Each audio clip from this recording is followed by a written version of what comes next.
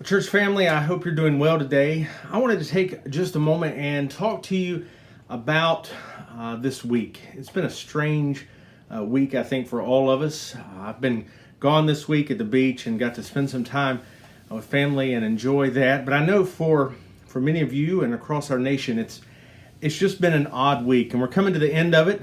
And quite honestly, we still don't have a lot of answers. Answers we thought we would have Tuesday or Wednesday morning. We still don't. And many of you are concerned about that. You're worried about things that are happening. You're looking at the national landscape. You're looking at the politics of everything, and you're concerned, and you should be. We shouldn't be this far out from an election and not know the results and have questions and be concerned that things happen that just shouldn't be happening in our country. But I want to kind of encourage you to think about this from another perspective.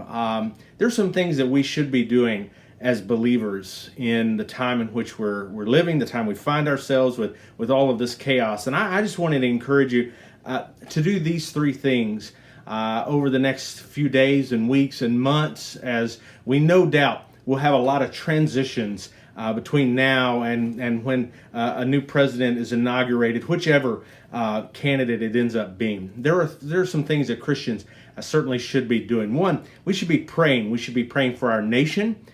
We should be praying for the officials in our nation, and we should be praying for peace. There's no doubt going to be turmoil. There's going to be hardship. There are already hurt feelings and conspiracy theories and problems with the election and things that were illegal that clearly took place. All of that going on, and we should be concerned about that. But we should pray for our nation, for officials in our nation, and for peace in our nation during this time, because we need God to send peace in our time to our people. This is so necessary for us to have, because we want to continue to be the greatest nation on earth. We want to continue to be a place that has religious freedom. We want to be a place that continues to be welcoming of people of different opinions, even ones we don't agree with. We know as believers many of those opinions are wrong.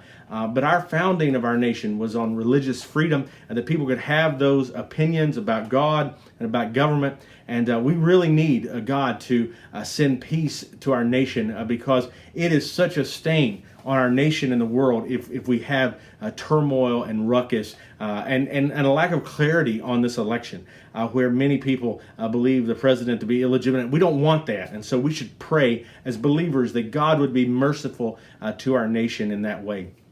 The second thing is we need to show compassion on people. And the reason we need to do this is a lot of people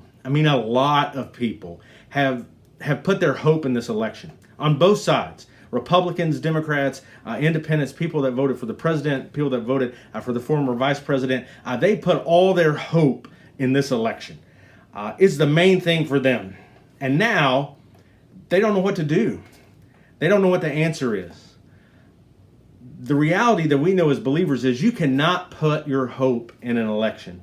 Whether you're a Republican or a Democrat, you cannot put your hope in the election.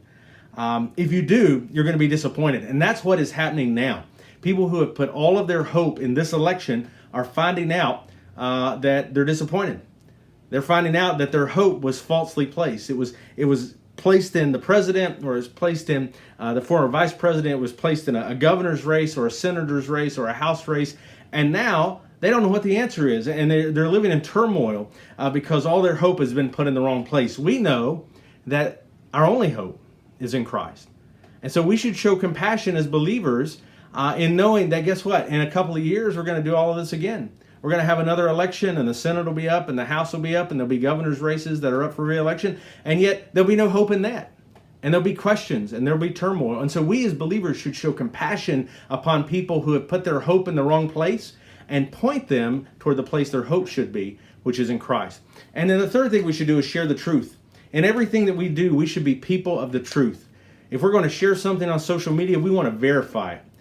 we would be better off to share the hope of Jesus, the truth of Jesus, than maybe sharing things that follow what we believe but aren't quite true. And we've seen that. So many people have shared that, and it's turned out to be false, and feelings get hurt, and ideas come about that aren't true. And so we should be people who share the truth. When we see something that's wrong, we should point it out. We should be clear about it.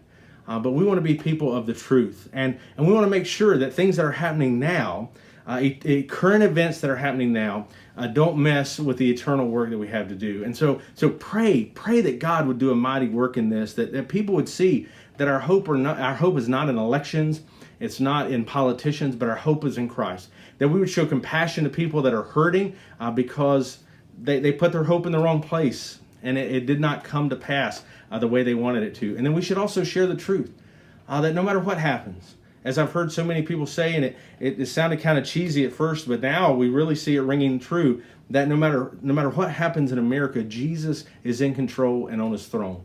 And so since I've not been with you this week, I've been gone, I'm looking forward to being at church on Sunday, but I just thought I'd reach out and just encourage you with this. Our hope is in Christ. It has not changed.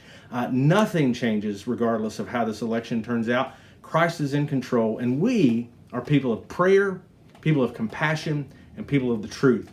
And so I hope that today that maybe this will encourage you a little bit as you're interacting with others, to just love on them, care for them, and point them toward Christ, because he is ultimately what we need and what our country needs at this time. Blessings to you as you end the week, and I look forward to seeing you on Sunday.